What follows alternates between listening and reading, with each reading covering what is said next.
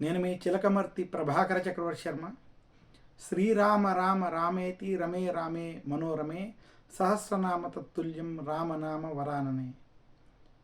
మనకి విశేషంగా 2024 సంవత్సరంలో 22 జనవరి 2024 మధ్యాహ్నం 12 గంటల సమయంలో, విశేషించి 12-12:30 మధ్య ఉన్నటువంటి ముహూర్త సమయంలో మేషలగ్నం ఉండగా, ఈ సమయంలో అయోధ్యలో రామచంద్రమూర్తి యొక్క ప్రతిష్ఠ కార్యక్రమం భారతదేశంలో జరగడం, ఇది మనందరూ సనాతన ధర్మాన్ని ఆచరించేటువంటి ప్రతి ఒక్కరూ స్వాగతించాల్సినటువంటి అంశం.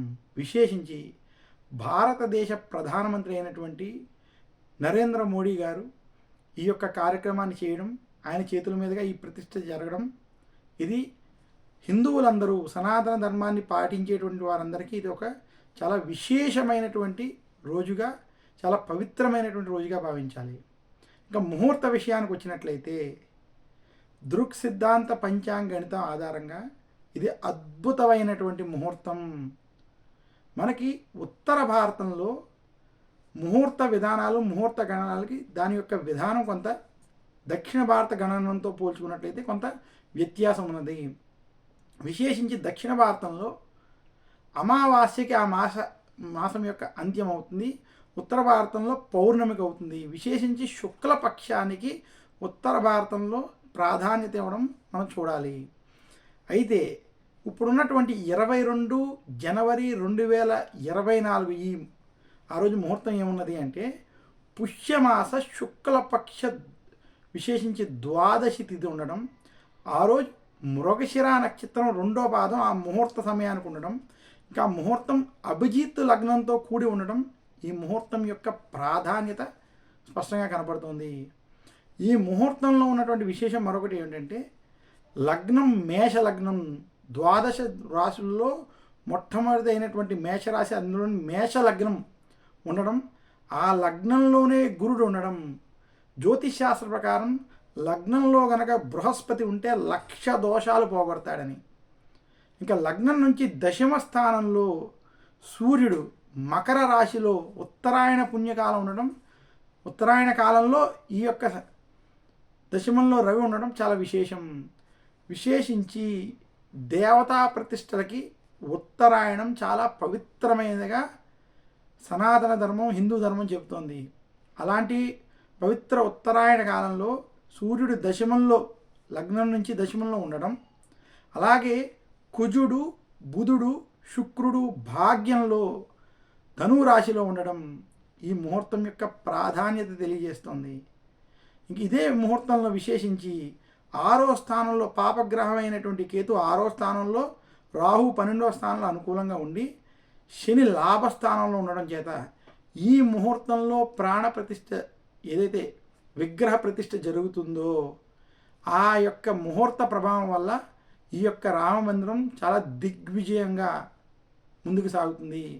విశేషించి ఈ ముహూర్తంలో లగ్నంలో గురుడితో పాటు మృగశిర నక్షత్రం వాస్తు ప్రకారంగా, అలాగే విశేషించి మనం గృహారంభ గృహప్రవేశాలకు కావచ్చు, శంకుస్థాపన వంటివి కావచ్చు, ప్రతిష్టలకు కావచ్చు, దేవతలు ప్రతిష్ఠించడానికి మృగశిర నక్షత్రం చాలా మంచి నక్షత్రం. విశేషించి రోహిణి, మృగశిర ఇటువంటి నక్షత్రాలు ఈ ప్రతిష్టలకి చాలా అనుకూలమైనటువంటి నక్షత్రం అని ముహూర్త భాగం మనకి సిద్ధాంత భాగం చెప్పింది.